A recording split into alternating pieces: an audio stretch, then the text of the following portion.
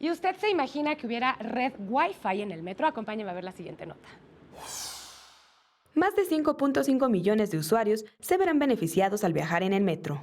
175 estaciones en 11 líneas y 350 trenes contarán con Internet gracias a un convenio de colaboración entre el gobierno capitalino y AT&T, donde esta empresa invertirá 1.800 millones de pesos. Es una especie de contraprestación que nosotros le solicitamos para que se pongan todas las antenas necesarias para tener interconectividad a través de Wi-Fi gratuito hacia los usuarios. Más de 1.000 especialistas trabajarán de noche durante 3 años para que este proyecto se realice.